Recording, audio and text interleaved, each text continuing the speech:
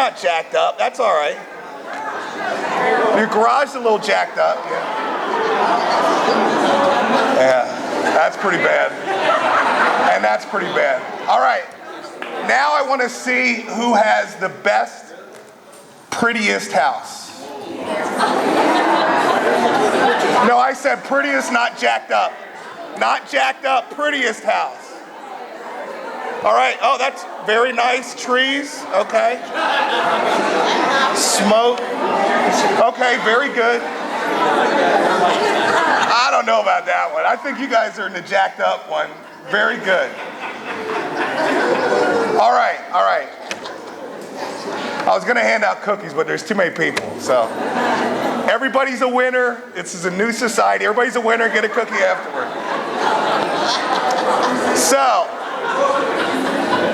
So other than measuring your artistic ability, what was the purpose of that? Well, the process of that required a couple things, right? So let's start with the people with the pretty houses. I'm guessing if you had a pretty house, that one of two things happen. One, you either may have known the person and actually liked the person, and you communicated, right? You talked about what you wanted, you laid it out, you may even planned, this is what we want the house to look like, and it was a cooperative process, right? Or you wanted to get the exercise over quick, so one of you just gave up and let the other person draw it. We have a couple of those? Okay. We don't need to show hands. Now, for the group of the jacked up houses, I'm guessing that your process was somewhat a battle of wills. You had a succinct vision of what that house should look like. And unfortunately, so did your partner. And your vision didn't exactly mesh.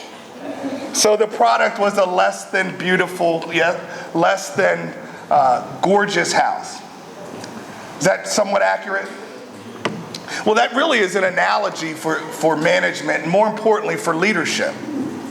Because we talk a lot in this department about empowerment. And my take generally on this department has been there's a lot of things we talk about. And if we did everything we talked about, we'd be fantastic. And I think our job is really to just do what we talk about. When you talk about empowerment, implicit in empowerment, if I'm a manager, if I'm a leader, and I'm empowering someone, that implies, that demands that I disempower myself. See, you can't empower someone else and keep all the power yourself. Leaders get that. Leaders know that you have to disempower yourself to empower someone else. So some of you pretty house people out there empowered your partner.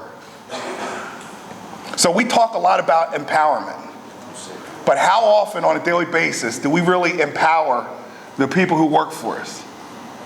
And that's really what leadership's about. Louise, you want to hand out? Leadership is really about smartly, consciously finding opportunities to disempower ourselves and empower someone else. And the trick to that is that it actually empowers you more. The more you give away power in a smart manner to people who can handle it, the more powerful you are. True powerful people don't need to tell you they're the boss. If you're the big dog, you don't need to say you're the big dog. Everybody knows it, right? But bosses need to say, I'm the boss. And if you need to say you're the boss, you ain't the boss. That's one of the most important concepts of how to be a leader. Now, it's important that, first of all, as an organization, we create opportunities where people are developed to the point where they can handle that power that we're eventually going to cede to them. That's really what management development is about. Management development is about identifying leaders, helping leaders learn how to be leaders, improve their skills.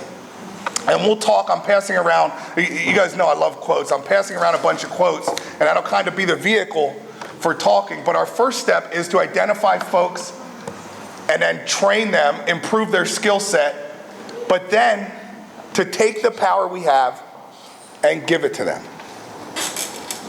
You know, leadership is as simple as this. Our job is to set people up to succeed. And when they succeed, we need to tell them, good job, you've succeeded. And that creates a circumstance where people are more likely to succeed again. It's that simple. Now, it's not that simple, right?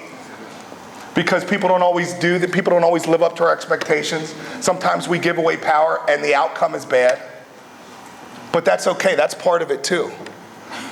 But it's very important that in order to empower others, and we talk about empowerment, you give away power when you're in a position to do so.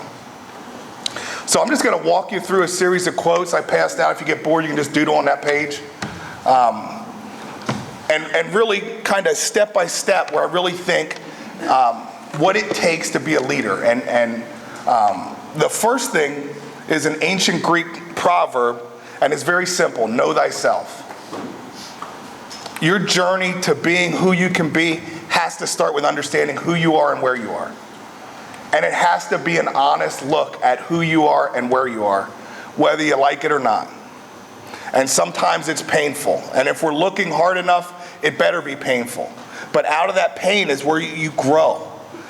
You got to understand where you're at. And every good management class really has some kind of personality assessment, has some kind of management style assessment, and those kinds of things. It's really important that you do that as you start this journey. Or if you're looking to kind of restart, understand where you're at. Hopefully, if you do it every year, it changes a little bit.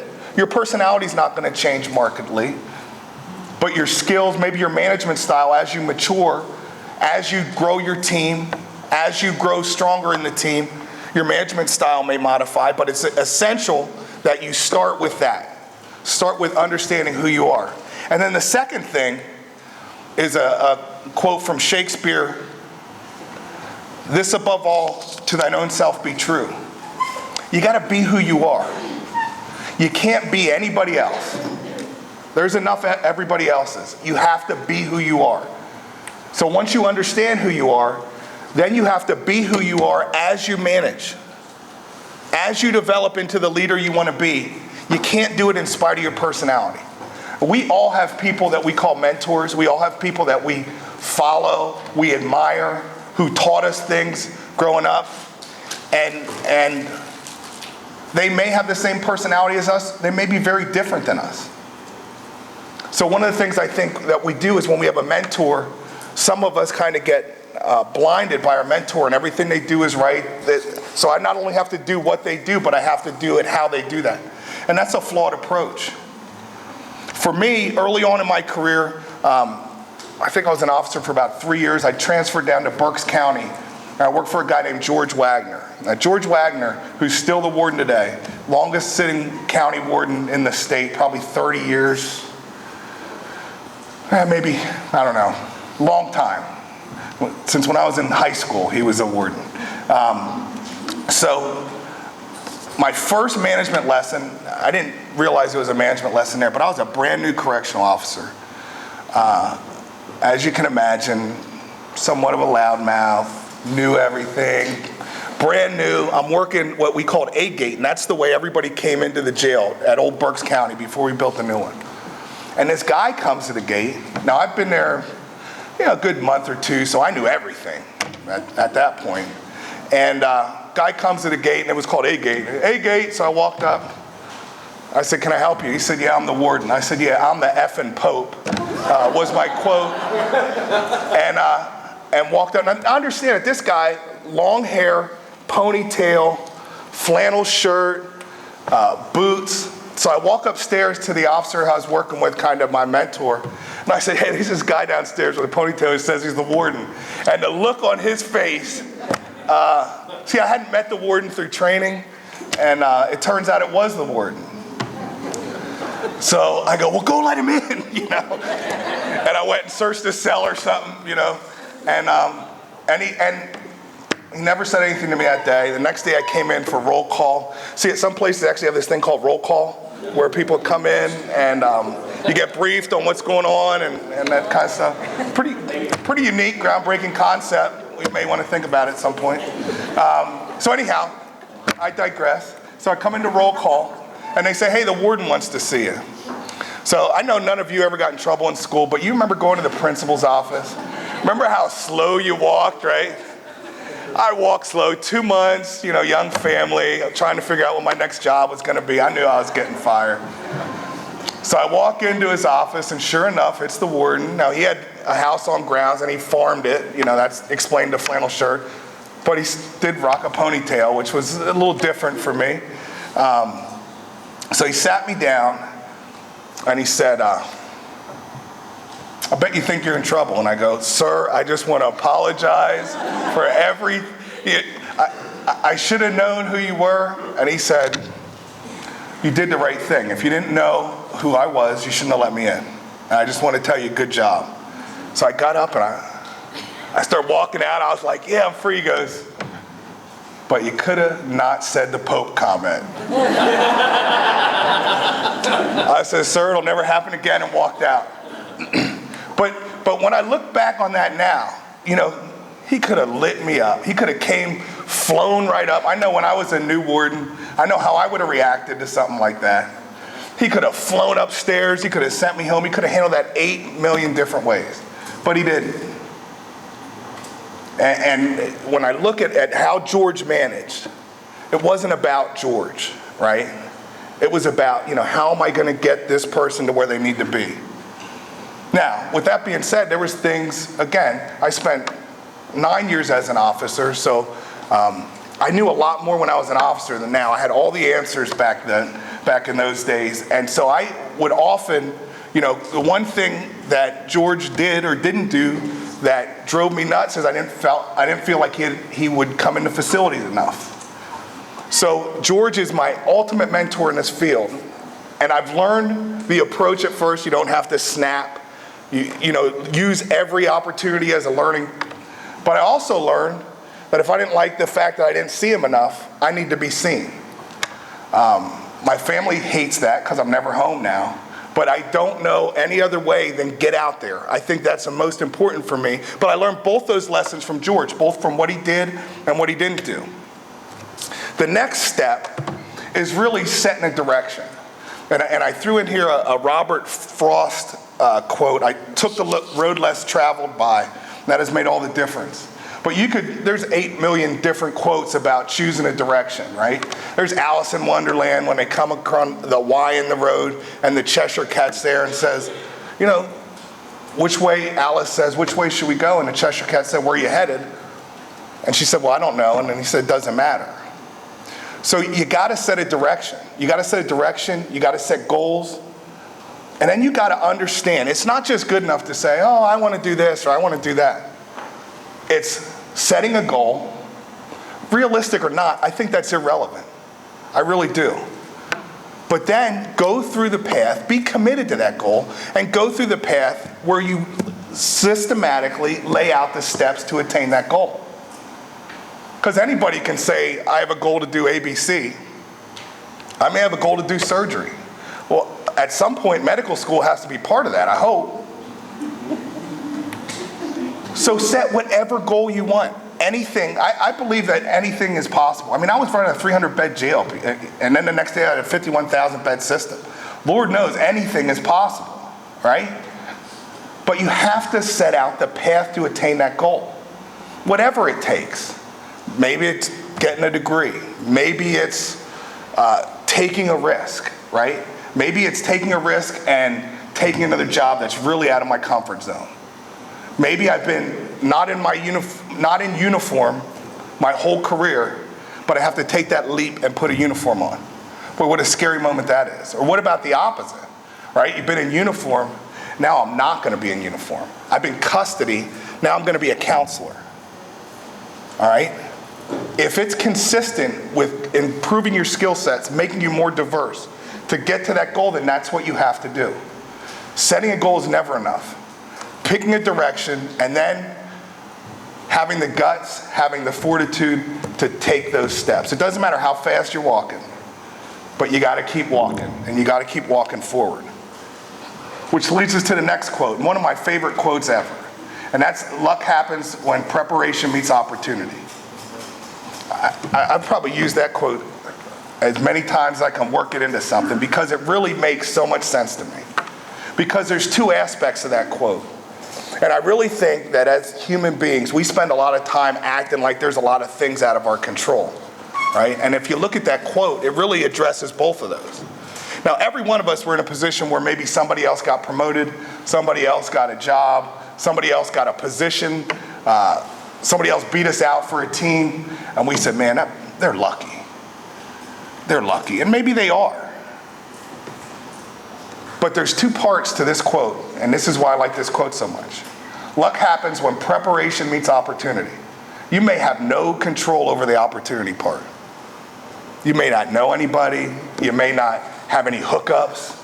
You may not have a guardian angel who's going to take care of you and put you in that right position. You may have none of that. But what you have is the ability to prepare yourself. Listen, work hard. Hard work always is noticed. Heck, these days, showing up on time is noticed, right? Showing up is noticed. Then showing up on time, let alone showing up early, right? Prepare yourself. Take opportunities. Take opportunities in training. Take opportunities in committees. Take opportunities to be noticed.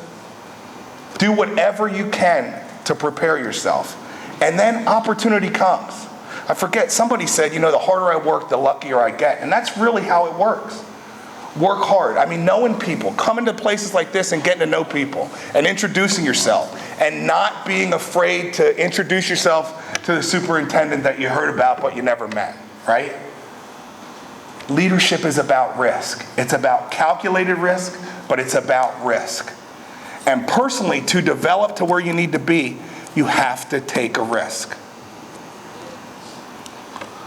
The next quote, another one of my favorites. I never give them hell. I tell them the truth and they think it's hell. I think one of the coolest parts of this job, and there's some parts that are pretty uncool, I gotta tell you, but one of the coolest parts of this job is that from day one, I decided I'm just gonna tell the truth. I'm gonna tell the truth no matter what.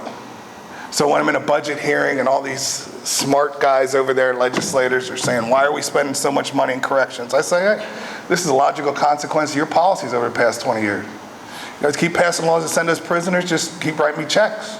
That's how it works. If you want to spend less money, send us less people. We do a good job with the money. We're not wasting money. We're not putting flagpoles up that we can't afford or doing this or sending people on luxurious vacations. We're spending the money we need to keep the staff and inmates safe. So you want us to spend less money? Send us less inmates. And you can send us less inmates and not have a negative impact on public safety.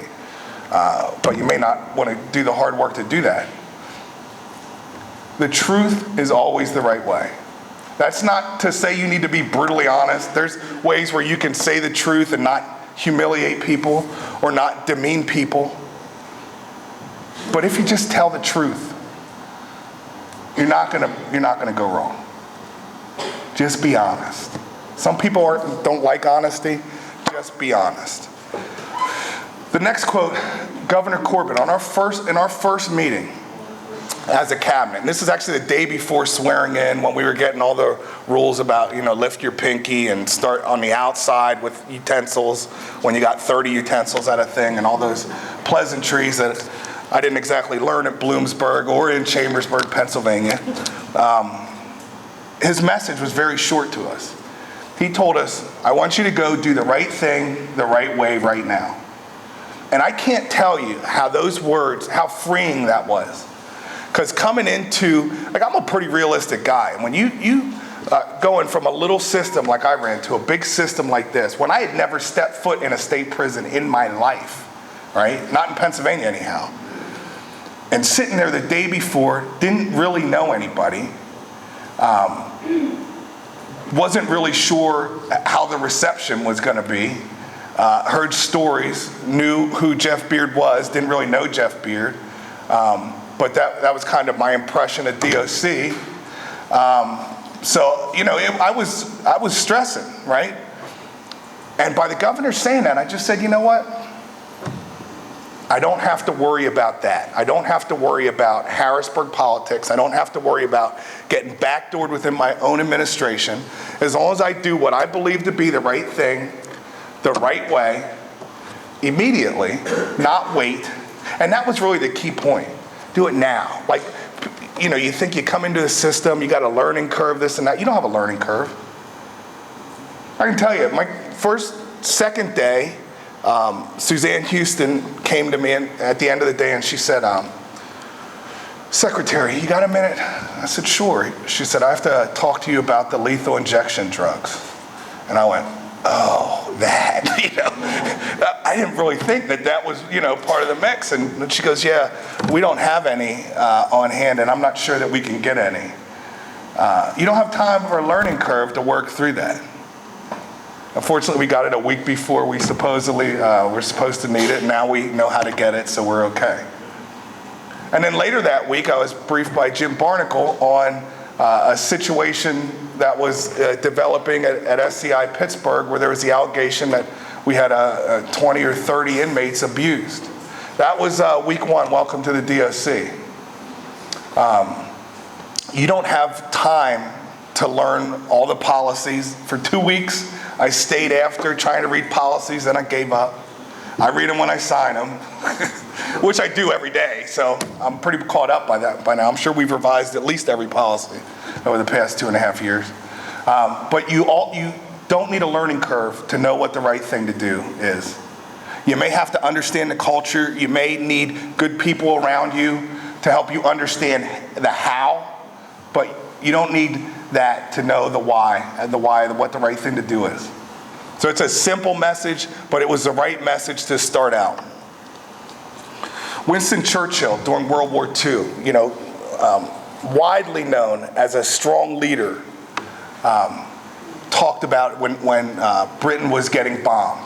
One of his more famous quotes is, sometimes doing your best is not good enough. Sometimes you must do what's required. And I got to tell you, we're in that kind of field. We are in a life and death field. Not everybody's in that field. But for those of us who are in that field, this quote really is everything. Because we can have every policy and procedure in the world. We can have every training in the world. We can do everything to prepare you for that moment. But the reality is, you could leave here and go back to your facility tomorrow and be put in a moment where you have to do what's required. And at that moment, when whatever happens, happens, that's where everything you've done up to that point counts. That's where all the training, that's where your ethics, that's where everything we talk about counts. And that's where it takes the courage it takes to do what's required. And I, you know, hope and pray none of us are ever in that situation. With that being said, I know many of us will be in that situation at some time in our career, because that's the field we work in. And I think this quote in particular, when we're confronted with things that, you know, they don't write a book on some of the stuff that we see or we encounter in our field on a daily basis. They just can't lay everything out. There's just not a if A happens, do B for every scenario. Sometimes you got to take a step back, take a deep breath, rely on your ethics and your experience and your training, and do what's required. And that's why coming to things like this, going to trainings, going above and beyond, all that is great for us as a department, because we can never have too many leaders. But for you as an individual, it's what's required to get to where you need to be. Fortunately, we're a department that, even though we're under budget stresses, still has opportunities for you to get any training pretty much that we do in the department is at your fingertips to get you where you need to be. The next, George Patton. And I could just do a whole thing on George Patton quotes because they're pretty cool. But this one I like in particular. A good plan violently executed now is better than a perfect plan next week. There comes a point in time when you have to pull the trigger, when you have to make the call. That's not all the time. And one of the things that a couple of my mentors have told me when making a big decision, big career decision, I said, well, how do I make this decision? They said, don't delay making that big career decision as long as you can. And then one day you're going to wake up and you're going to know it's the right decision and make the decision. So that is kind of the corollary to this.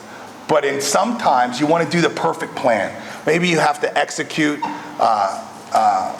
something within the facilities. Maybe you have to move a bunch of people around the facility, or move people from an RHU to another place, or maybe you have this and that. And you want to do the perfect plan. You want to account for everything. You want to factor this in and that in and that in and that in. At some point, you got to put the plan together. It may not be the perfect plan, but it's good enough, and you got to pull the trigger and say it's time to go. It's time to do this. So when you get to that point, understand that it's not always going to be perfect, but that should not dissuade you from moving forward on that plan. Number 9, I really think, is what separates, to me, when I talk to people, what separates leaders from bosses. And this is Bear Bryant, a famous football coach, University of Alabama. And he says, if anything goes bad, I did it. If it goes semi-good, we did it. And if anything goes really good, then you did it. It's all it takes to get people to win football games. But you could take football games out, and you could put life, you could put management, you could put anything you want in. The first part is the essential part. First of all, I'm a firm believer that if you own a problem, you own the solution. That's how I relate to the world. And I talked about Pittsburgh when I first got here. The allegations were that it happened 2009 through 2010. So obviously, it was under Secretary Beard's watch. So when I got the full report, the first thing I did is call Secretary Beard. And I knew who he was. We had some interactions. We weren't buddies. We weren't friends. But I called him up, and we met, and I said, and I gave him the full download. This is what I know. This is what the allegations are. And I said, I'm not telling you this because I'm going to say this is Beard's fault. Because I believe that the day you sit in the seat, you own it. Doesn't matter. The good, the bad, and the ugly. Lord knows we're going to take credit for stuff that works out that we had nothing to do with, so you own everything. But I'm telling you this because I don't want you getting blindsided. And I truly believe that the difference between a leader and a boss is that when things go well, a boss is out there going, yeah, I did this. I. Anybody who says I more than 3 times in 5 minutes, you're not my kind of person, man. Because it's not about I. It's just not. And I've met a lot of I people. And there's times when the EDS and I will be touring somewhere and we'll come out and, we talk about people and staff we talk to. And some people come up and I'll just go, yeah, sure, he's an I guy. That's all that needs to be said. Don't be an I guy. Listen, you don't have to take credit if you deserve the credit. You'll get it. You may not get it eventually. You may not get it the way you like, but you will get it. But own the problems. You can't fix a problem if you say, I got no responsibility in the problem. You can't, because you don't have the responsibility to own it. And if you don't own the problem, you can't own the solution. When we came in and we had some population and knew the charge was we got to reel in our population, and looking at some of our processes, it was very clear that we had some issues with docketing and things that some of it really didn't have as much to do with Department of Corrections and had more to do with parole. But what was our approach? Our approach was to say, yep, we're not doing good enough. Yep, corrections isn't doing good enough. It's not being disingenuous. We certainly could always do better. By the same token, we own the problem, we own the solution. And when other people don't get on board, the best way to get other people on board, scrutinize yourself first. If I start with me and scrutinize me, and we go as a department, and we look at ourselves hard, and we're very self-critical, and we analyze everything we do and acknowledge, look, we should have done this better. When something goes wrong, go, yeah, we screwed that up. Yep, that's on me. We'll fix it. First of all, it disempowers anybody to criticize you. Criticism goes away quickly when you own problems. Because what people get build on, oh, we didn't do that. Then they spend all the time, especially reporters and politicians, spend all this time trying to identify, oh, well, he did this and he said that, and analyze their word. Just own it. And then fix it. And then if we're looking hard at ourselves, then nobody else can say, well, you can't look at us. What do you mean I can't look at us? We're looking at us. Why aren't you looking at you? If you're not looking at you, somebody should be looking at you. The great quote by Bear Bryant. The last one on the bottom of the page, and I'm a terrible reader. I hate to read this much. I kind of sound like I need Hooked on Phonics for you older folks who remember those commercials. But this quote really, and this is the name of this speech is called The Man in the Arena. And this quote from Teddy Roosevelt, I heard a couple years ago from Rocky Reese, who's the head football coach at Shippensburg when I played there. And this is my go-to. Like when things are bad, when your critics are really loud, when every day you open the paper and there's an editorial about how dumb you are, when it just feels like, I call them like Chicken Little days, like the sky is falling, like what next? And they walk in and go, Secretary, you got a minute? Can I close the door? You know, this is my go-to quote. And it really puts, especially critics, it puts it in context. It's not the critics who count. It's not the man who points out how the strong man stumbled. Credit belongs to the man who is really in the arena. His face is marred by dust, sweat, and blood, who strives valiantly, who errs to come short and short again, because there's no effort without error and shortcoming.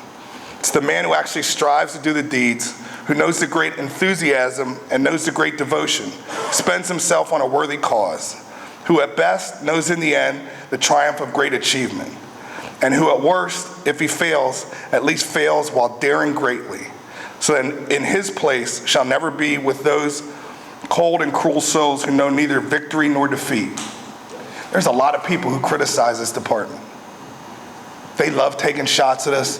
Hell, there's protesters who, education over incarceration. Really? Yeah, we agree. In the meantime, we have 51,000 people incarcerated. And we have a duty to create an environment in the facilities that's safe for them and safe for us. But beyond that, we have a moral responsibility to do something to make those people better, or at least give them an opportunity to get better, because most of them are going to get out. So criticize all you want, protest all you want, point all your fingers you want at the big old bad Department of Corrections. But I got to tell you something. We're doing it, and you guys are doing it on a daily basis. Every day, the people in this department risk their lives, literally risk their lives, for the people of the Commonwealth of Pennsylvania. And I think we overlook that. And I think we minimize it, and some of that we need to minimize it, because you don't want to be thinking I'm risking my life today as you're walking through that gate, right? But that's the world we live in. But I think that we also really need to take a step back sometimes and really look at the remarkable work we do as a department. And look at the environment we work in. And in spite of that, we don't just choose to incarcerate people. We incarcerate people, dangerous people, angry people, mentally ill people, addicted people. And instead of just warehousing them, we choose to do more, and we choose to be more. And when I talk to inmates, I can't tell you how many times inmates have told me about the officer who went the extra mile and helped them study for their GED test, or the counselor who made that call, or the record specialist who double-checked and made sure their sentence was right and found an error. I can't tell you how many of our staff on a daily basis literally impact lives. But the critics will never see that, nor do they care. So my message to you is, don't care about them. When things are really bad and there's all this stuff in the paper, my response? I stop reading the damn paper. All right? I read the sports section, that's it. Until about 3 weeks from now when the Eagles start losing again, then I'll stop reading that too. It's not the critics who count. We're always going to have critics. You're always going to have critics. There's always going to be people who don't like you. They don't count unless you make them count. So I appreciate your attention. It's getting a little hot in here. Am I supposed to take questions and answers? Okay, looks like I'm taking questions. Yes, ma'am. Good morning, Mr. Do you know, like, you talk about education. Where do you see, like, education going, you know, in the next couple of years within corrections? You know, like, for instance, in our facility, we don't have, you know, we're down to 2 academic teachers. Are we going to be hiring more teachers? Where do you see that going? Okay, the question is where do I see like education going in our facilities? And I think 2 or 3 weeks ago there was a study put out by the RAND Corporation that really showed, you know, for the first time that inmates who participate in vocational educational programs, 43% less likely to recidivate. So I see us trying to find a way to keep our education program viable and hopefully increase it long term. I really think some things that we're going to be exploring are higher education through foundation dollars to do that. Because the research around especially higher ed, college education for inmates is if an inmate graduates from college, they're not coming back. But by the same token, is that an appropriate expenditure of taxpayer dollars in this day and time? And the reality is no, it's not going to happen. So we're exploring some foundation dollars, but we will keep the programs viable. We really need to look and go through the process, and I know our education department does this on a regular basis, to really be honest about the vocational programs we're offering, and are they the ones that work? Are they ones that folks can actually get jobs in? Are they ones that have a benefit? And one way to stretch out resources is make sure that we're spending the resources on the right thing. So I can tell you there'll always be a commitment to education, but it may be delivered in different manners. We may have to find different models to deliver that, but education of offenders, as long as most of them are going to get back out, will always be a key part of what we do. Yes, sir. There are no jobs, you know that. Now, when these guys learn so much in the jail, and they leave the jail, they can't find a job. They're back to jail again. So what are we doing to make sure that when they get a job instantly? The question was about jobs when inmates get out. And I think you started by saying there's no jobs for inmates when they get out. And I would say there are jobs. No, I don't mean that there's a shortage of jobs for even people outside the jail. Yeah, and I tell you, when we tour community correction centers, I spent a lot of time talking to offenders out there. It's kind of like a, exit interview from the facilities. The people who you get an interesting perspective from. But you see offenders who get jobs and you see offenders who don't. And really the two components, the difference between those two groups is the will to get a job. Now, it may not be the best job. When I first got into this and started getting a position where I had some impact on community corrections, I used to think these day labor places, right, like Labor Ready and those kinds of things, I used to think they were terrible. Right, and it wasn't getting inmates adequately employed, right, or offenders adequately employed, and I was just dead wrong on that. I mean, we have a program at Scranton, not a program, but at Scranton Community Correction Center that through like a labor-ready approach sends offenders to, I think it's a bookbinding company where they end up getting a union job if they're good employees.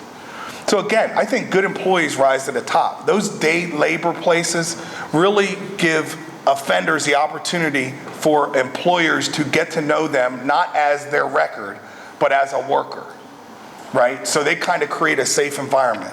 But also, one of the new trends in corrections, and it's not, new trend would be an exaggeration because it's very early on, is this whole notion of social enterprise. So social enterprises, some of you may be familiar with what they used to call sheltered workshops, where they take intellectually disabled individuals, bring them into a factory or some kind of workplace and bring some of the work into them. Then individuals who were intellectually disabled, who were able to work in the community, there was varying levels of work in the community. So some they'd work in the community with a job coach, some of them and that was as good as it's gonna get, some job coach for 40 hours a week, then back at the 30, 20.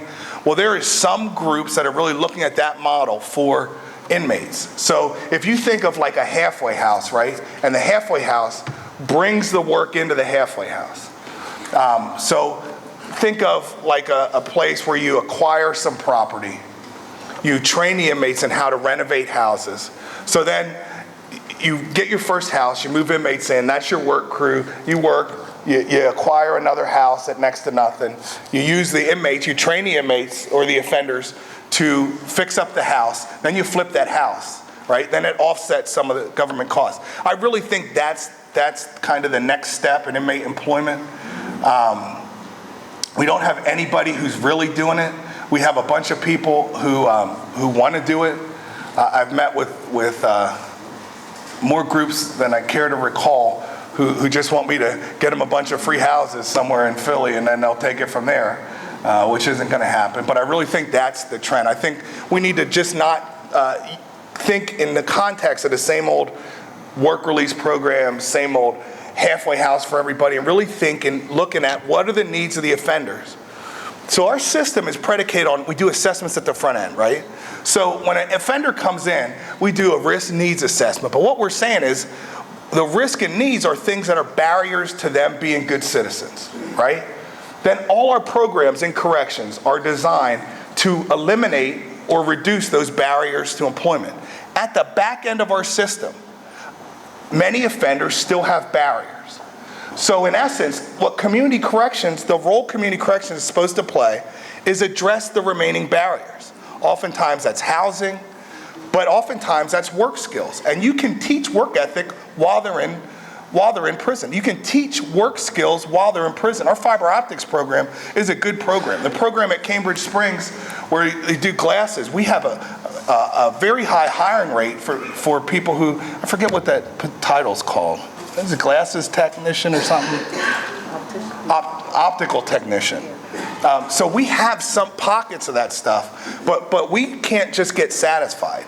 You know, this department historically has been one of the top departments in the country forever, and it's very easy for us to be satisfied and sit on our what we've accomplished in the past. And I think some of the issues we're working through now is a direct byproduct of that we've kind of got fat and happy. At least I've gotten fat. You guys have gotten happy.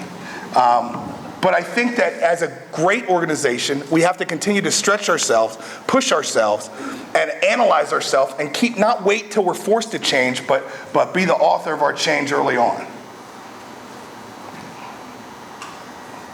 Yes, ma'am. With inmates no longer coming back to jail for using drugs and alcohol, unfortunately, in their minds, it means I can get high on parole. How's that working out for us? Right now, not well. I mean, right now, more people are being violated back into our facilities than we projected, and more people, and clearly the net has widened. So people who otherwise wouldn't have been violated are getting violated either back to us or into a parole violation center. But that's, I mean, how progress works. And what we did when we changed that law is we didn't, it wasn't just a law change. It was saying, okay, we're going to do business very differently. And what we failed at is getting the information at not just what we were doing, but why we were doing it down to the line staff levels, which is a fatal flaw that we repeat on a regular basis. The only processes that work in big system changes are bottom-up processes. And we didn't do that when we changed how we approach parole violators, so now we're trying to catch up on that. Eventually, less people will be less people will be coming back because less people will be getting high. But initially, we assume that, right, if we violate somebody back and we put them in a prison for 9 months or 14 months, that'll show them they're never going to be addicted again. Come on. Listen, if they got that, they wouldn't be with us in the first place. Now, there's a huge body of research out there that says when somebody, addiction, whatever, when somebody violates, the most effective thing to do is to lock them up right away for a short period of time. And then let them back out. And if they do it again, lock them up again for a short period of time, let them back out. That dosage or length of incarceration doesn't matter. Swift and certain punishment is what works. We are very early on in really getting that message down through the ranks, but I'm very confident that it'll work. Hawaii used that approach. They called it Hope Supervision. And they took a group of meth addicts. If you know anything about meth addicts, it's one of the worst addictions in the world. And they didn't throw treatment at them. They threw swift and certain punishments at them, and their recidivism numbers dropped. And the judge who ran that, Judge Alt, was a former federal prosecutor. So this was not some kind of hug-a-thug approach. It was immediate accountability. And so we're slowly getting to that. But the thing about a field like this is everybody thinks they're an expert in criminal justice. Everybody. DAs, parole folks, us, we all think we're experts. But the bottom line is 62% of the people are returning or getting rearrested. Doing the same thing isn't going to work. One more question. Yes, ma'am. What about privatization in the future? Do you see that more up and coming than what it has been? I don't think that Pennsylvania will ever do full privatization. I think that every single time there's any kind of mental health, hasn't been food service yet, but talking to Secretary Beard, he was pressured. There's always pressure from private industry to get into a field that spends $2 billion. So that pressure is always going to be there. What the challenge is to do as good a job as you can inside, because there's a big portion of it that's going to be cost, right? And so the challenge we have as government is that our cost goes up. And let me give you an illustration. Next year, our budget, just salary, benefits, pension, go up $111 million next year. That's before we do anything new, right? The pension itself, without pension reform, $44 million next year increase on our budget. So that environment is creating an environment where every single time something comes up, the wolves are going to be at the door. So our response to that is to be as good as we can in those areas that are vulnerable for privatization. But at the end of the day, if we're not doing it as well as private industry can do it, and I think this is consistent across government, that's where we're going to be. I think cost is a factor, so we have to be as efficient as possible, but also product. Delivering a good product is the best defense. So in looking through the medical process, when we went through the medical process to potentially privatize the rest of medical, right? It came down to a savings of a couple million a year. I think it was 10 million over the 5 years.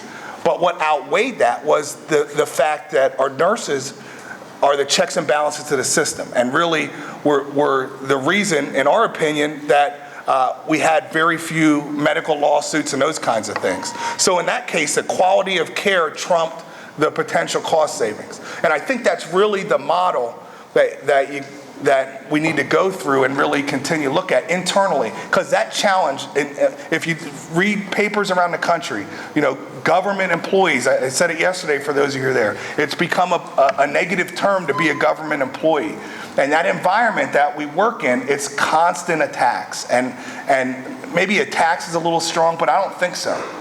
I mean, I get calls all the time, have meetings all the time. All these people can save, and they go tell politicians, oh, we can save you, $100 million. And I go, Secretary, why aren't you doing it? I said, because they're lying to you. That's why. If you could save $100 million, we'd be doing it. So I think that's our best defense. So since Mike turned the AC down and I'm freezing, I'm going to wrap this up. But I appreciate everybody's attention this morning. Thank you.